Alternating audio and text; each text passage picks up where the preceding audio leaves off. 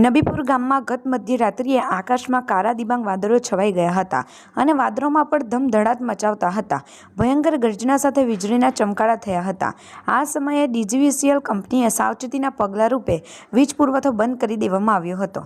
રાત્રે બરાબર 3:35 કલાકે કાનભેદી તે ટેવા ભડાકા સાથે વીજ નબીપુર હાઈસ્કૂલના વિસ્તારમાં ખાબકી હતી, જેમાં મોટાભાગના ઘરોના ઉપકરણો જેવા કે ઇલેક્ટ્રિક પંખા, બલ્બ, ટ્યુબલાઇટો, ઇન્વર્ટરો તથા રૂફ સોલર સિસ્ટમને ભારે નુકસાન થવા પામ્યું હતું. સદનસીબે કોઈ જાનહાનિ કે કોઈ મિલકતને નુકસાન થયું નથી.